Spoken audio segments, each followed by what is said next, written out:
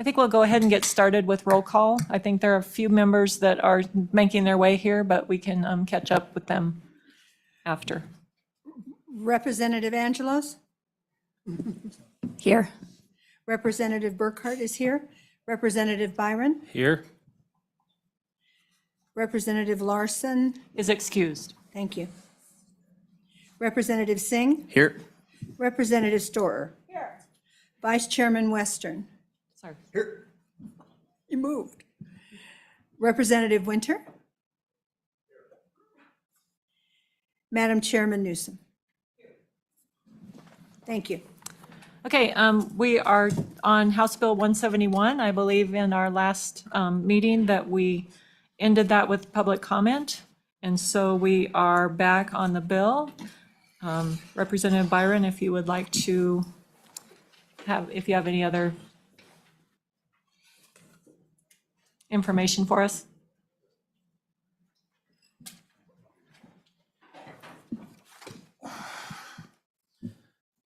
Thank you, Chairman Newsom.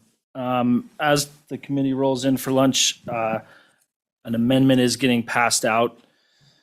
I had the opportunity to meet with Deputy Director Crowder and some of his staff regarding the meat of this bill, if you will, and this amendment comes on his behalf, and I appreciate it. And as it gets distributed, I'm happy to explain it. The amendment essentially, we had a lot of discussion regarding the bid matching process. So the amendment essentially takes a large majority of the bill out, which you can see on the amendment. The fourth one down, strike all of page 1, line 4 through page 7. So it does still allow for the intent, which is to require that 30 days notice.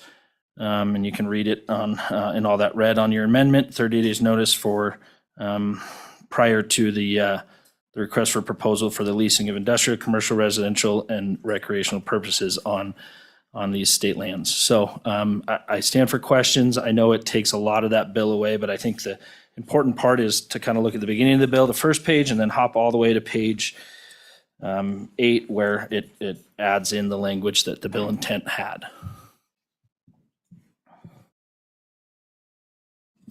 Any questions for Representative Byron on the amendment?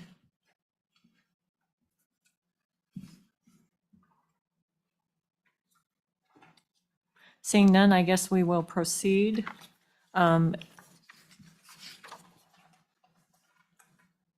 Did you want to go over the bill? Well, now that most of it's not there anymore, kind of page by page. Well, I did go over it. I'm happy to go over it again.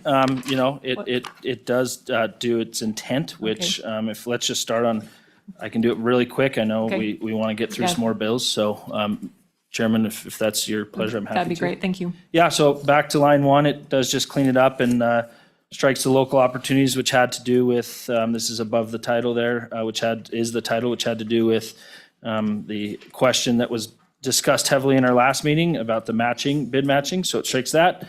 It just does some cleanup language on line 2, cleanup page 1, line 2, cleanup language, page 1, line 3, and then page 1, line 4 is where it strikes everything on page 1, line 4 through page 7, line 19. So if you can follow that, just kind of strike the whole middle of the bill, which deals with that matching. And then it does, the important part is page 8, line 9. You can see the language that Deputy Director Crowder gave me and supplied and worked with me on, which still allows for that 30 days notice. All right. It's pretty simple. Any questions from the committee? No. The committee, what's your pleasure?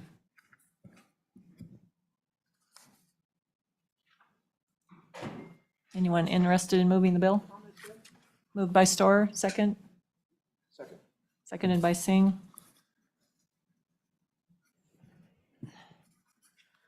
Okay, is everybody clear on the bill and what it does? Or do we need to go, I think the good representative went kind of page by page. Madam Right. Chairwoman, Yes, Representative Storer.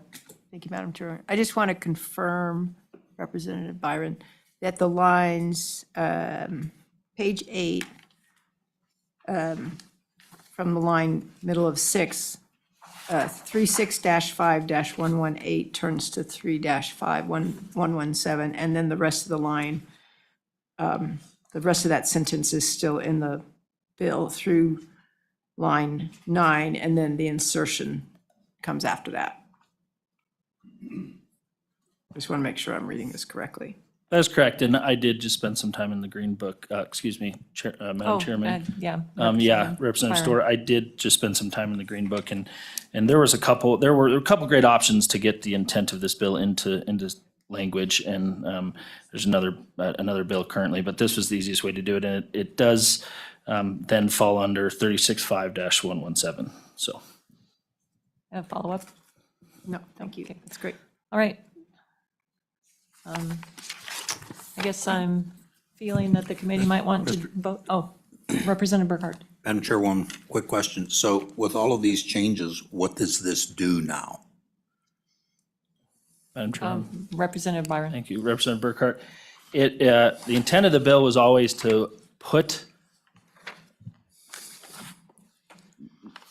essentially put current lessees, neighboring lessees, and interested parties on notice prior to the opening of a request for proposals. So essentially allowing public notice on a number of different platforms, the website, local newspaper, and via mail to neighboring properties that there is going to be an intent for the request for proposal to go out. So it adds to, like I said, 36-5-117, and adds in that there has to be notice given by the OSLI to do just that. Thank you. Follow-up? No. Okay. I'm sensing that we might be ready to vote. Okay, question. We need to vote, do the amendment. On the amendment. Yeah, we need to So vote on the amendment. question on the amendment. Okay. Question on the amendment. All those in favor say aye, Aye. and those opposed, no. Barb, did we move the amendment? Okay. No. Back up. Would somebody like to move the amendment? I also move the amendment. Moved by Representative Storer, Seconded. seconded by Representative Singh. So all those in favor of the amendment, say aye, Aye. and opposed, no. Okay. On to the bill. I think we're all clear on what the bill does, and so I would call for a roll call vote on the bill. Representative Angelos? Aye. Representative Burkhart? Aye. Representative Byron? Aye. Representative Larson, aye by absentee. Representative Singh? Aye. Representative Storer? Aye. Vice Chairman Western? Aye. Representative Winter? No. Madam Chairman Aye. Newsom? Aye. 8 aye, 1 no. All right, so that'll move forward. Hopefully, it'll get to the floor. Moving on to House Bill 200, the hunting and licensing application fee bill. So Representative Summers and Senator Hicks and Commissioner Livingston, I think you're up for this one, so.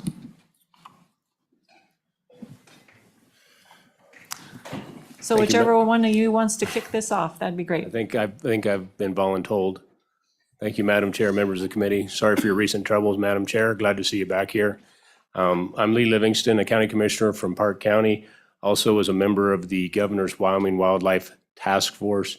The task force was formed in early '21 to examine a lot of wildlife issues, hunting issues, and report back to the commission and the governor with recommendations. We met for, I think, 18 months. We just wrapped up in December of '22. Out of that meetings, we came up with 17 different recommendations, one of which is in front of you, is, excuse me, is House Bill 200. This bill was introduced over in the Senate because of some difficulties on concern about constitutionality. They pulled it, and it is coming over here. Just to interject about the constitutionality. The constitutionality piece was not particularly with this piece of legislation. It was that revenue bills have to originate in the House. And we made an error when we were divvying up bills, and we had this particular bill originate in the Senate. So this was originally a committee bill, but we worked in the interim. Thank you, Madam Chair. Moving into the bill, in 1988, the Game and Fish Commission divided the non-resident deer, elk, and antelope licenses into a 60-40 split. 40% of those licenses, you could have a special license fee added to them, making them more expensive, and the thought process was making fewer people apply for them, easier to draw for the non-resident hunter. Moving into 2022 in the committee, it was discussed and forwarded as a committee recommendation to increase that special license fee on the elk, deer, and antelope for the special license. Also, there was an amendment added to increase the cost of the license for what we call the Big Five, which is the bighorn sheep, moose, mountain goat, bison, and grizzly bear, and those prices are reflected in the bill as well. The numbers that we came up with were the result of a lot of work by Senator Hicks. He gathered data from multiple states and compared what we were selling our licenses for to what the other states were, and it's an attempt to bring them up to a comparable level. And I will stand for questions. Any questions for Commissioner Livingston? Vice Chairman Western. Thank you, Madam Chairwoman. Commissioner Livingston, wasn't it, I think it was last year or 2 years ago when we increased these fees for the Big Five? Isn't that five last year? Or which fee? Maybe Mr. Senator Hicks can clarify. Madam Chair, members, or Representative Western, it was a couple of years ago, and the Game and Fish is here, but Senator Hicks might be well able to address that. Senator Hicks. Madam Chairman, I believe that was 2018 because we were still in the Jonah building at the time. So it was either 17 or 18 when we did that. So And what was that fee increase, Senator? I don't remember what the. I mean, not the amount, but did we increase the Big Five? Is that? Well, we increased almost all of the licenses across the board, and the idea at the time is to raise the license fees high enough to get the department was still receiving some general fund money at the time, was to make them completely self-sufficient and get them off the general fund. It was never based on a market approach. It was based on how much general fund money we were putting towards the department. The license fee offset that. So that's my recollection. It was either 18 or 17 that we did that. Okay. Speaker Summers. Madam Chairman, committee, thank you. Out in support of House Bill 200.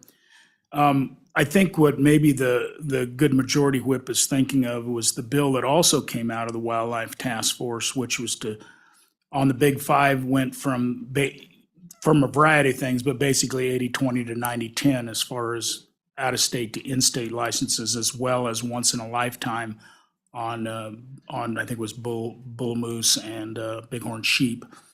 And so that was probably the bill you're thinking of. And it actually at that time, we changed that fee structure. In fact, we reduced the revenue to the department when we passed that bill. And in fact, this makes up for it. And I think, so you ask, well, why are we doing this? Why did we do this now? And I think what we heard in testimony in the committee a lot was, how do we fund a lot of the things that we want to see in wildlife management, whether it's habitat management, whether it's access, whatever it is, how do we fund that? And so we thought one way to do that was to have this increase, bring it up to market value. One, we would compensate for the bill that we actually reduced revenues on. And two, we'd raise more revenues for those things that we believe are important out there for wildlife. And just full disclosure, all three of us were on that Wildlife Task Force for 2 years or whatever it was. Thank you for your service on that. I know it was quite an effort to do all of these wildlife bills that we've had and to make these changes. Any other questions for any of the panel on this particular bill? Madam Chair, members of the Commissioner. committee, one thing to note that the licenses that have been sold in Wyoming, non-resident licenses, are very high demand for them. And there was this bill, by bringing that price up there to comparable, we do not feel would impact the selling of those. Again, it's what people want to come to Wyoming, they want to hunt Wyoming, and they're still going to have ample opportunity to do so. Thank you. Senator Hicks, I know you did extensive research on the comparable pricing within the region. Can you kind of go over your process? So, Madam Chairman, I'll break that down into two parts, and one of them is the Big Five.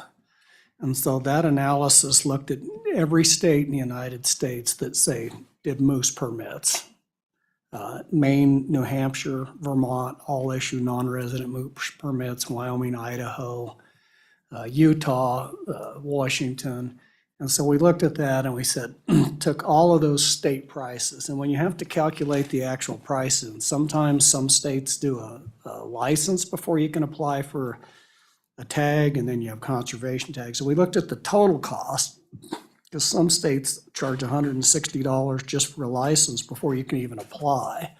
So we applied that to those tags. But we looked at all of those and then looked at what the average price was and then what the top two prices were. So if we had 8 states and the average price was, say, $2,500, but we looked at our nearest competitors with the highest prices for those, so for something comparable to Wyoming, and say that was $2,750.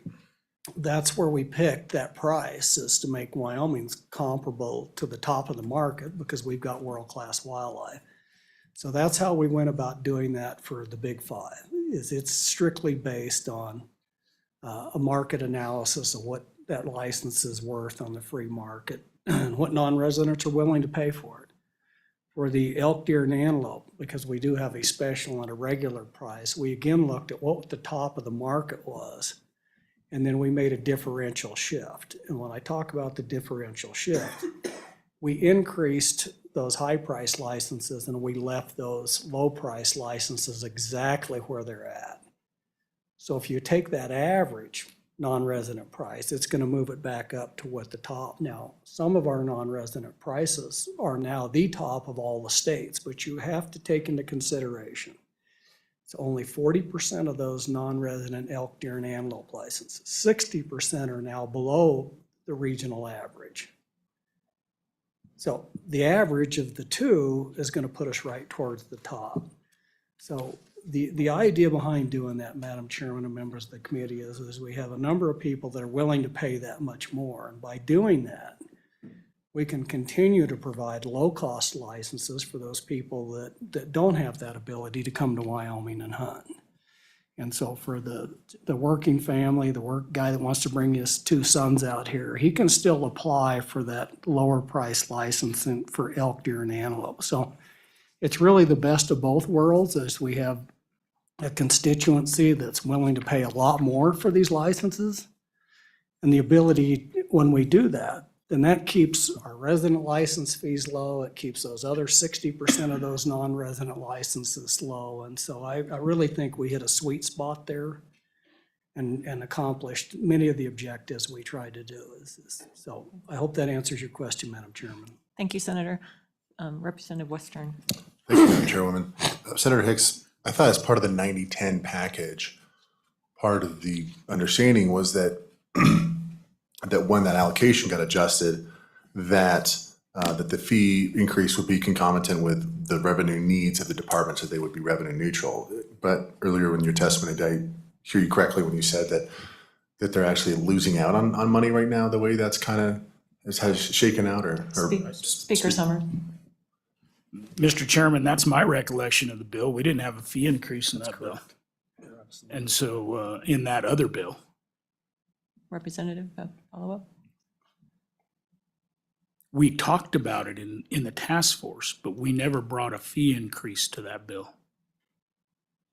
Because we didn't want to muddy the water on the two issues, right? Because then you muddy the water on whether you should do that or not do that. I mean, we had that conversation. I actually favored that approach, but that wasn't what the committee favored.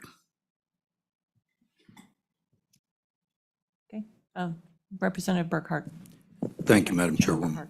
So on the big five, considering the quality of wildlife, the quality of the experience in Wyoming, I guess I'll just ask the question and understanding what you did, excuse me, to come up with these fees, are they high enough?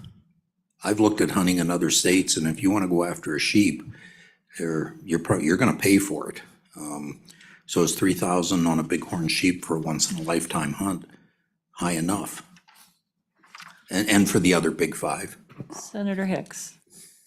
So, Madam Chairwoman, so right now would only be one other state that is higher than Wyoming for bighorn sheep, which would be New Mexico, and it's $130.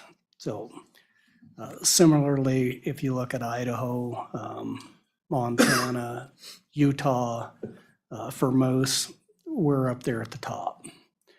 Same thing with mountain goat. So those prices are really a reflection of the two highest states in the whole entire United States. So obviously, at some point in time, you could probably, they're all overprescribed. You could rise that at some point in time even more, but I guess we felt that this was the top of the market. And so the answer to your question is you could probably charge $120,000 for a non-resident bighorn sheep permit, and we'd sell every one of them, but that really does price the guys out. And particularly when you look at people that have got 27 years of preference points that have made an investment, you certainly don't want to price those people out of the market. So we felt this was reasonable, particularly in light of people. I think what we saw was, total number of preference points for like bighorn sheep was 56,000 points have been sold out there. So let's try to keep it within a reason. And that's the reason we didn't go to substantially higher than what the market currently is. Follow-up. Follow-up. Thank you, Madam Chairwoman. So, excuse me, that was the reason I asked the question. I've seen some of these licenses go at auction for well over $100,000. I know people who've been offered illegal, money for their license in effect. They're considerably higher than these fees. So I guess I just wanted to make sure that we were doing what we needed to. Don't you agree? Yeah, Madam Chairman, I just hope he's Senator not Hicks. speaking with any personal experience in that arena. Absolutely. Any other questions for this group of fine men? Representative Angeles. Thank you, gentlemen, for being here. Thank you, Madam Chair. I actually do have a question, not in regards to the big five, but elk, deer, and antelope. Do you feel with the price increase that it's going to force more people down to that 60% for just our non-resident? Do you think you're going to have more people in that applying for licenses in that, and then kind of weed out our blue-collar workers? Do you feel that at all? Commissioner Livingston. Madam Chair, Representative Angelos, I do believe you will see some folks choose not to apply for the special license and move into the lower price license. And it's a complicated issue. We also have points involved, which the guys that have the most points get drawn first. So there's going to be a lot of shuffling of folks. One thing to note, though, that if any of those special license fee licenses are not sold, they will automatically fall down into the regular price drawing at the regular price. So again, I think you're going to see some shift until folks are figuring out. We got a lot of savvy hunters out there, and they understand how to work this system, watch what's going on. And so there's going to be some folks that are going to stay in the higher price knowing that they're going to get it. There's going to be some that, because of financially, they don't want to pay for the higher price. But I agree, there probably is going to be some shift. Representative, any follow-up? Any other questions from the committee for these? Representative Storr. Thank you, Madam Chairwoman. So I'm not an expert on how this, all the different licenses work, but I've been trying to learn. So I just have a couple questions to make sure that I understand this process. It seems that obviously the lower price non-residents licenses have less of a chance of drawing. Am I correct in that? Even though the preference points can give you a leg up. Is that correct? Madam Chair, Representative Storr, you're correct. There are more people that will apply in the lower price for various reasons. Some of them are financial. Others are because they do have enough points that they know that they will be able to draw in the lower price. And the odds are higher, are lower for drawing in the lower price generally than they are in the higher price license. Yeah, Madam Chairman, if I can add Senator on Hicks. to that, and I think Commissioner Livingston alluded to it, it's not an absolute concrete. In fact, I've seen a number of cases for highly desirable elk and deer and antelope units. The perception that you have a higher chance of drawing in the high price pool, and actually that's flooded.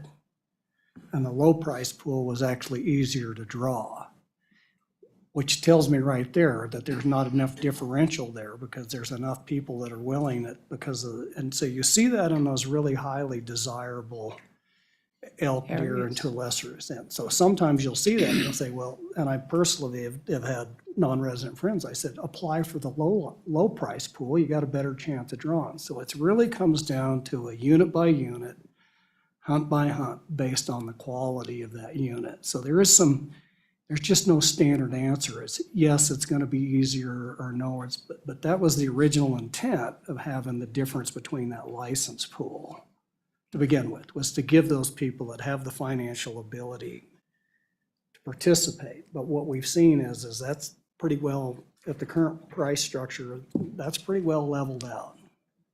Thank you. Follow up? You bet. Thank you, Madam Chairwoman. So you can't actually articulate the odds for one group versus the other is what I'm hearing. Is that? Commissioner. Madam Chair, Representative Storr, to a certain degree you can, because we can look at the demand index from the previous year, and that's how folks will look at it and take a scientific guess at what the odds are going to be based upon what it took to draw that license the year before. Okay. One more follow-up. Absolutely. Perhaps to Mr. Speaker, you mentioned that this is one way to fund a lot of things that we want to see in wildlife management, but there is no fiscal note on the bill. So I'm just curious what we believe the impact of the bill is likely to be. Mr. Speaker. I think, Madam Chairman, thank you, and Representative Storr, thank you. I think the department will have the numbers. My guess is the fiscal note might not have been changed from the previous bill to this bill, but they should have a pretty good understanding what the fiscal impact is. I do not know. Okay. I think we'll wait for the department testimony. Any other questions for this group? Oh, Representative Winter.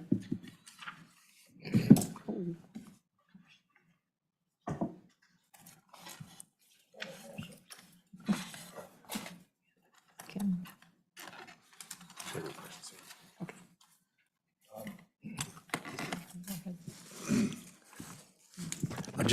I probably direct this to Commissioner Livingston. Commissioner Livingston, is this going to have any kind of an effect on the bonus point, preference point issue that we're addressing as well? Commissioner. Madam Chair, Representative Winter, this has no impact. There's no language in this about the preference points or bonus points. Okay. Anything else? Okay. Any other questions? Okay, I think you guys stay close because we probably have some more questions for you. Madam Chair, I do believe that Vice Chairman Corsi is online. He was one of two that ran this task force through Oh, to okay. its fruition. All right. I think we'll take the department and then we'll go to the Zoom.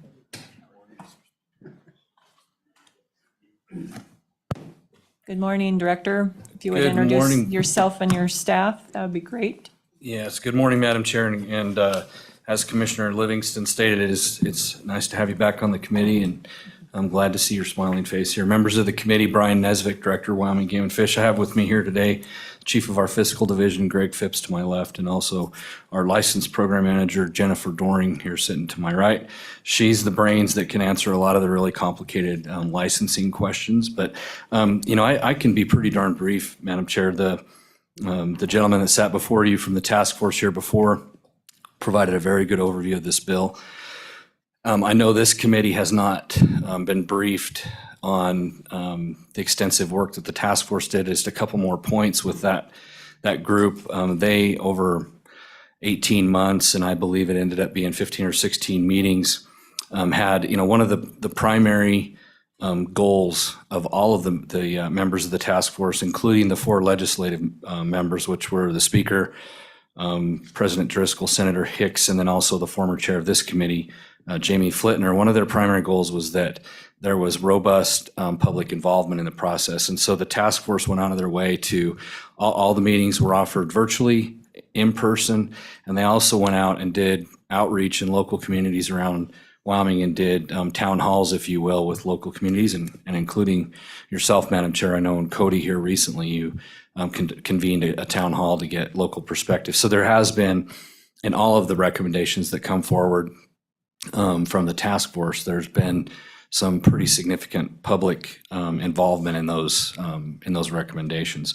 Specifically to the question regarding the fiscal note, I did look. There was a fiscal note done when it was a Senate file. It must not have transferred over. But the bottom line numbers is in year 1, this bill would result in an estimate of a $1.8 million increase in revenue, and year 2 and forward would be a $5.7 million increase in revenue for the department.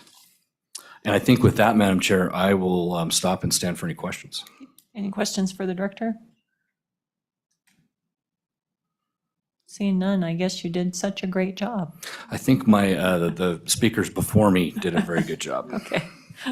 Oh, Representative Storr.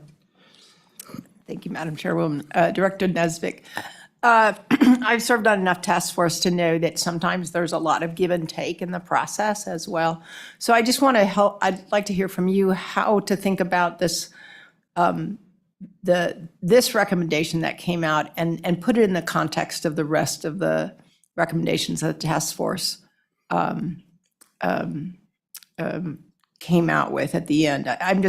I have heard a lot, I've heard mostly from outfitters supporting this, and I'm just curious to know who else within that process was supportive of this effort. Director. Yeah, Madam Chair, Representative Storr. So the task force was comprised of folks, stakeholders, representatives of stakeholder groups from all over the state. There were sportsman interests, landowner interests, outfitters, county commissioners, legislators, as I said, the department I served on the task force, and just local citizens served. And so at the end of the day, this bill was the result of a lot of discussion, and I can't tell you the exact number, but it was nearly a unanimous vote in support of this particular recommendation. So broad support from the task force, which was made up of a very diverse group. As far as public comment, there were some recommendations that had much more than others. I would categorize the public comment on this as being moderate to low, but certainly we did hear and have heard for many years, as long as I've been doing this job, from citizens of Wyoming, always an interest in, wildlife's a property of the state, and our wildlife resources are treasured by our residents, and it's owned by them, and they have often been supportive of revenue generating ideas that focus more of the burden on non-residents than residents. So I'm certain that a majority of the citizens of our state are supportive of this effort. Thank you. Follow up? Okay. Any other, Representative Western? Thank you, Madam Chairwoman. Mr. Phipps, Mr. Nethick, just to make sure I'm on the same page here, these are for the non-resident regular, correct? Am I? Because I'm looking at this in statute, I'm trying to find the delineation in the regular versus special. Yeah, Madam Chair, Representative Western, this increase only pertains to the special, Special, okay, thank you. and then the big five as well. Other questions? Okay. I guess you're briefly off the hook until we have another question for you. We will now go to public comment. Is there anyone that wants to comment publicly? Mr. Novotny, you'd come up and introduce yourself and. Good afternoon, Madam Chair. Good to see you back in that seat. Thank you. Bill Novotny with the Wyoming Outfitters and Guides Association. We are the business trade group for outfitters in the state. We've been in existence since 1959. We are here before you today in strong support of this bill, which would seem somewhat counterintuitive. You'd be raising the prices on a product that we're trying to get people to purchase. But in reality, we think that it's going to have long-term benefits for the industry, long-term benefits for the game and fish. And I really would reiterate some of the points that the Senate Majority Leader, Senator Hicks, made on the tiered pricing. And we think that there still is an opportunity for the do-it-yourself type hunter from out of state to still come to Wyoming. These folks, out-of-state hunters, whether they're guided or unguided, contribute immensely to Wyoming's economy in terms of sales tax. Some of them even decide to purchase property here. And so maybe that's a good or a bad thing. We'll leave that up to debate. But at the end of the day, we think that this is a good bill. It passed out of committee on the Senate side 5-0. Unfortunately, as was indicated, it ran into a question of procedurally that it was a revenue bill originating in the Senate, and so it was ultimately defeated over there. The good representative from Park County was nice enough to put his name on this bill and bring it forward, and we just think this is a positive step for our industry, and we would ask your support, and I'd be happy to answer any questions. Any questions for Mr. Novotny? No? Thank you. Oh, Representative Burkhart. Thank you, Madam Chairman. Mr. Novotny, the question was asked earlier about the demand versus the price. As an outfitter, will this really affect the outfitting business negatively, positively? Your opinion, please. Mr. Novotny. Madam Chair, Representative Burkhart, you know, you're going to have some outfitters who are going to be in the camp that says that you're going to drive down some of the demand, that we're pricing ourselves out of the available resource versus what they can get comparably in other states. A lot of my members, though, really think that this is going to help add some stability and continuity as they're working with hunters that they've established long-term relationships with, that they've worked with building up their points over the year and really gotten them to apply in certain areas. So they really do believe that this is going to be a net gain for them. Follow up? Okay. Any other questions for Mr. Novotny? Okay. Thank you. Thank you, Madam Chair. Anybody else want to testify on this? Hearing none, I guess we will close public testimony at this point. Oh, I have people online. Do I have people online? There are no hands raised. Okay, Cy Gilliland is on my list. Is he? He is there. But he's not raising his hand? No, Okay. All right. I'm watching. Nothing's Okay. happening. So at this point, we will close public testimony on this particular bill. What's the pleasure of the committee? Move the bill. Moved by Burkhart, second by Winter.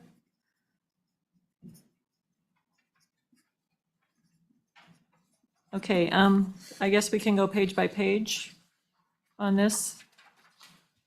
Are there any amendments on page 1? Page 2? Page 3? Representative Storr.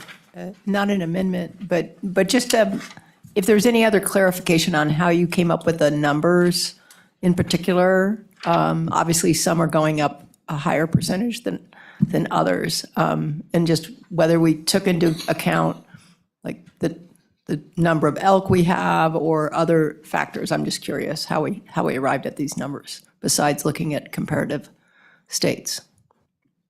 Senator Hicks.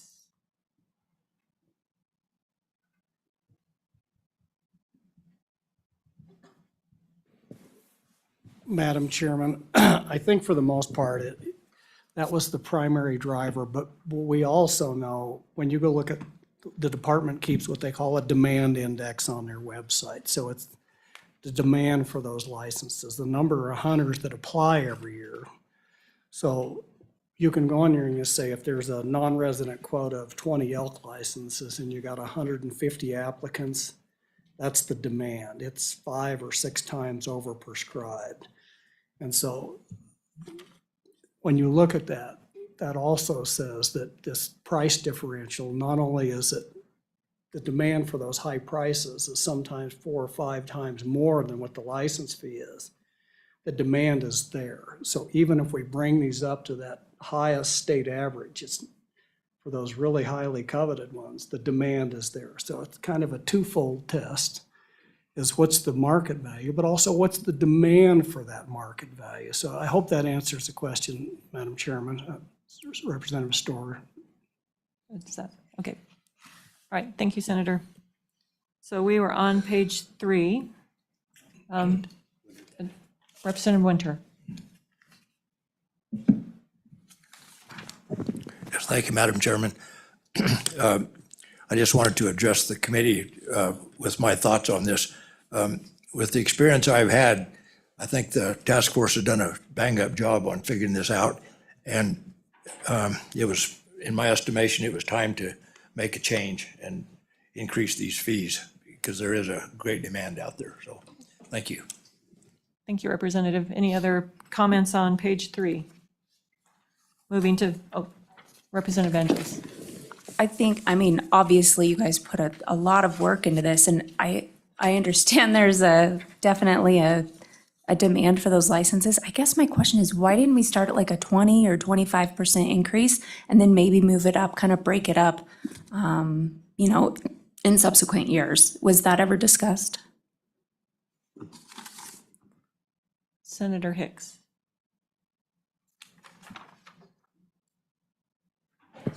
Madam Chairman, Representative Angelos, historically, that's the way things were done, with just incremental increases. And what we found out is over a period of time, we were just underpricing the market. So this is a really kind of a free market approach to say, what's it worth? And that was the analysis that come out and said, rather than just taking a swag, a guess, 20%, 5%, 10%, it was really kind of a deep analysis to say, what is that license worth? And so I hope that answered your question, Representative Angelos. Thank you, Senator. Also, in my experience in the legislature, my short time here, is that this body is not very fond of indexing. And so we would have to come back every 3 years, every 4 years, and ask for an increase, which we may need to do in subsequent years. But the body has preferred this method of one-time increases rather than indexed increases, in my experience. Representative Winter. I hate to bother Senator Hicks again, but in your estimation, are we going to have to make another law like this, another bill to address this issue of increased fees? I would hope that we could sometime So, shut down. Representative Winter, on these particular, so we're in this bill, on these particular species, or are you talking about a global? On these particulars. Okay. Madam Chairman, I'm Senator not Hicks. inclined to prognosticate what might happen in the future, particularly dealing with the legislature. After 16 years of experience, I've known that if you do that, you're often wrong. So, but the simple answer to the question is I think this is probably something that needs to be revisited periodically, on a 4 to 5 year basis. We need to come back and relook at these and see where we're at relative to demand and what the market will bear for these, particularly the 40% higher price licenses. So. Okay, thank you. Okay, I think we were on page 4 of the bill. Representative Western. Madam Chairwoman. Madam Chair, my thoughts, my comments are just, I guess both on page 3 and page 4. I mean, I certainly appreciate that, we know demand is sky high. It's only going in one direction, and that's generally a good thing. And I appreciate that, if we look at where our the special versus regular prices are, if we do nothing, obviously, there's a pretty serious arbitrage difference between the two. And if I'm an applicant, I can pick up that special tag for cheaper than what the regulars are right now. I mean, I think if you look at online, it's $324 for a regular antelope tag, and obviously here, that special, if we do nothing, is $288. So I appreciate there's that kind of arbitrage, but at the same time, I'm worried that if we are to believe that hunting is a blue collar endeavor, which I certainly believe it is, I think when you're doubling and tripling some of these numbers, that's just a really tough pill to swallow. So for the committee's consideration, I'd make a motion to amend to simply just double the numbers on page, for page 3, to double the number on line 15 to 288. So And then just on antelope, or you're And talking then- about elk? likewise for deer.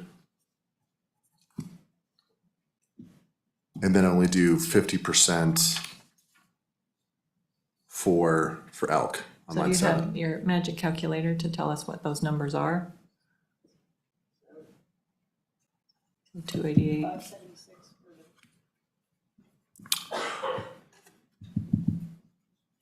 Just give me a sec here.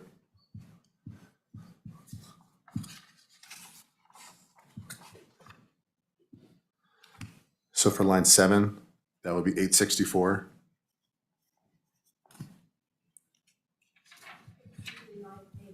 So Line- line 8, Yeah, sorry, excuse me, line 8. and then line 12, Would be 576 for line 12. and the same for line 16. Correct. Okay. All right. Representative Burkhart. Oh, I'm sorry, excuse me, I'm sorry, Madam Chairman. Was there a second on that? There was not, oh, Okay. Representative Angelos, so when, Western and Angelos. Madam Chairwoman, I would argue against that amendment. Really, I've hunted in other states, I've hunted in other countries, and the cost of a license is relatively minor compared to all the other costs with doing that. These are in-demand license. We would still have 60% of these non-resident license set aside for the standard fee that is not being raised. And that, it's just saying, if you're willing to put more money into it for that little extra opportunity to draw a very coveted license that really are coveted worldwide. I've literally had people in Africa ask me what it would take to come here and hunt elk. I think these numbers are appropriate. I don't see any reason to go against the task force's recommendation. They spent a lot of time and a lot of effort analyzing it and I would argue against this amendment. Any other comments? Representative Winter.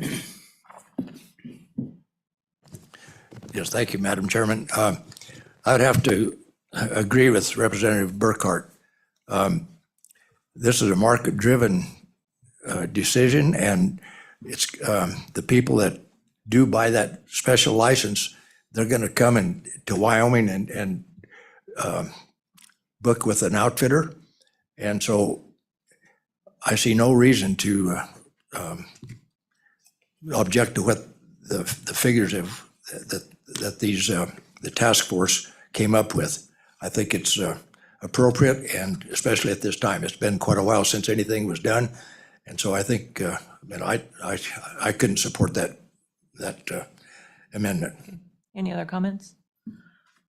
So we'll go ahead and vote on the amendment to change the fees on line 8 to $864, to change the fee on line 12 to $576, and to change the fee on line 16 to $576. All those in favor say aye. Aye. Opposed, no? No. That fails. So moving on to page 4.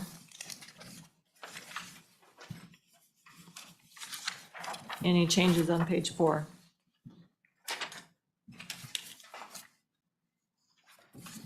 Any changes on page 5? I guess we'll go ahead and vote. So Barb, if you would call roll call. Representative Angelos, No. Representative Burkhart, Aye. Representative Byron, Aye. Representative Larson was aye by absentee. Representative Singh, Aye. Representative Storer, Aye. Vice Chair Western, No. Representative Winter, Aye. Madam Chairman Newsom. Aye. 7 aye, 2 no. Thank you. So that will go ahead and go forward. Thank you, everyone, for your input on that. Then we had announced that we would take up House Bill 84, but after talking to the sponsor of that bill and after talking with others that have similar bills, I believe we're going to take that up in the interim. I think we have a couple people online. Okay, so let's bring them on. Okay, so if you are online and you would like to talk about the commercially guided boats and fishing guides as an interim topic, please raise your hand.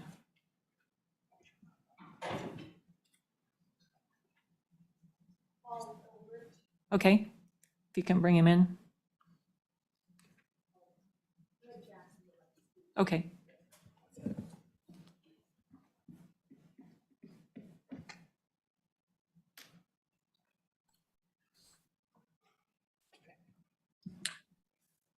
Madam Chair, Paul Ulrich here.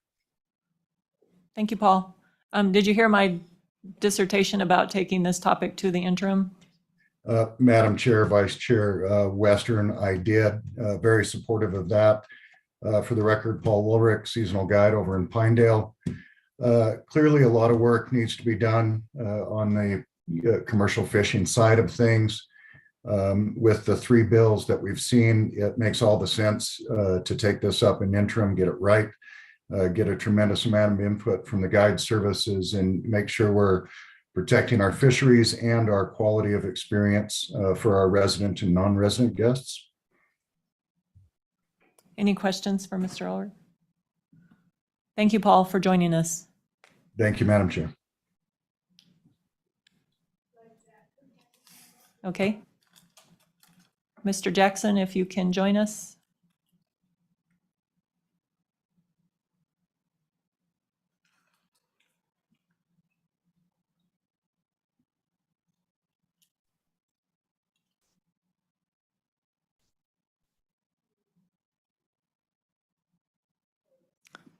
So, Mr. Jackson, you can proceed. Just tell us who you are and who you're with. Thank you.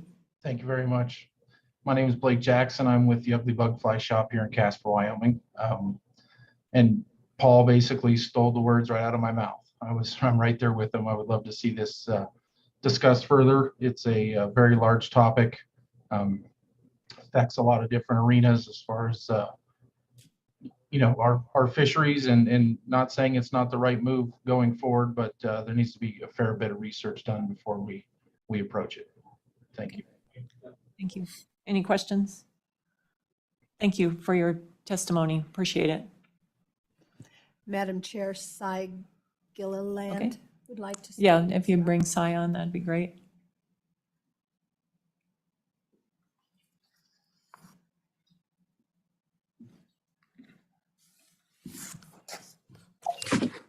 Madam Chairwoman, members of the TRW committee, thank you for hearing me today. As the president of the Wyoming Outfitter Guide Association, thank you for your earlier vote, but also we also believe that this topic needs some serious interim work. A significant number of our members are also fishing outfitters, and so we want to be heavily involved in this topic, and it's been a source of discussion for many years. And we totally agree with the idea of taking this to the interim level.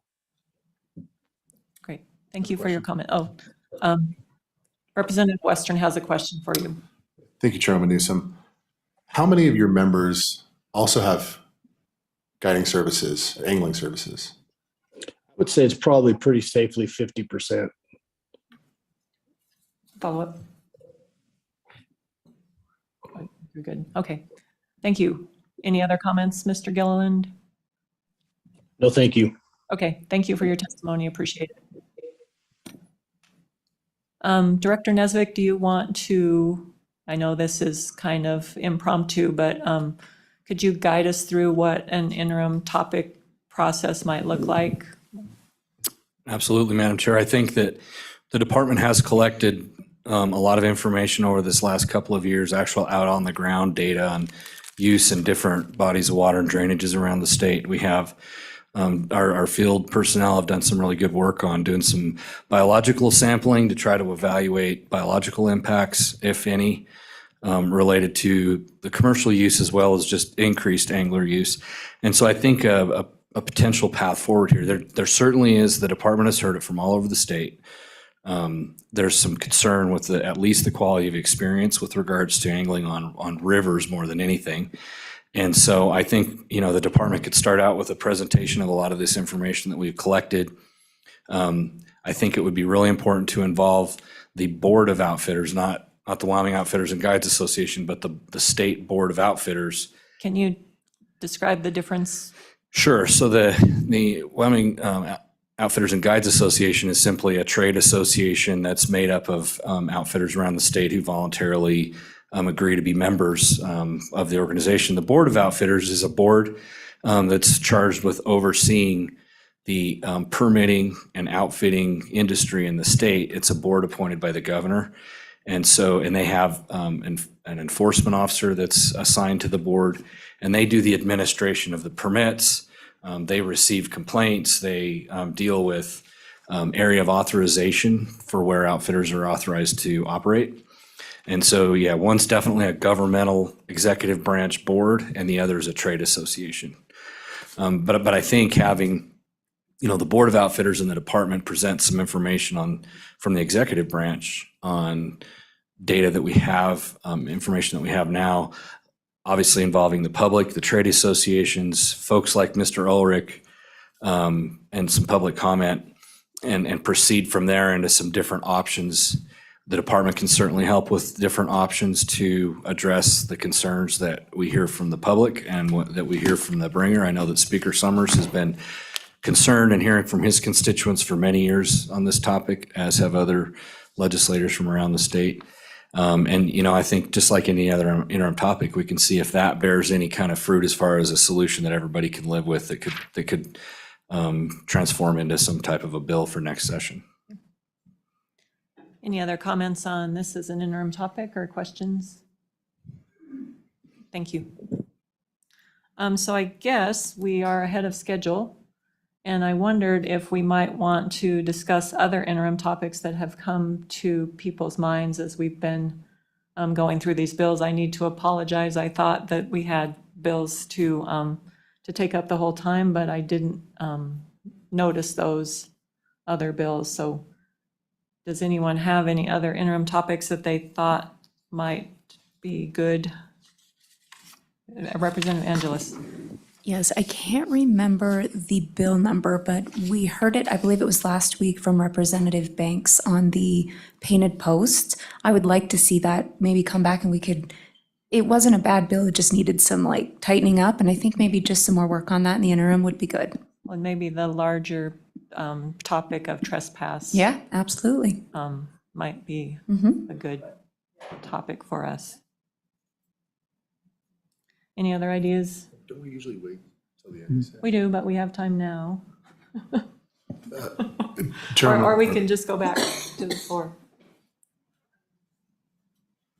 So if there is not appetite, if we just want to call it a day, that's fine. Just keep a list. Keep a list. And along with that list, keep resources that might be helpful for you with your interim topic requests. So I guess we will. Director? Yeah, and Madam Chair, just, the department is preparing some ideas too that we're ready to talk to the committee about whenever you decide to have a meeting to discuss it. Okay. I think generally we do that jointly at the end, so. Okay, Madam Chairwoman, if I might suggest that if we take up the issue of the guided fishing trips on the rivers, that it might be helpful for the committee to go and actually physically see what's going on out there. yes, we are the committee of field trips. We love to go on field trips in this committee. The good commissioner caught the gist of that one. So bring your fly rod, no. Okay. I will. I think that we will just, since we didn't have any other bills noticed, I don't think we can take anything else up. Is that correct, Barb? That's correct. Okay. So we'll adjourn. Thank you.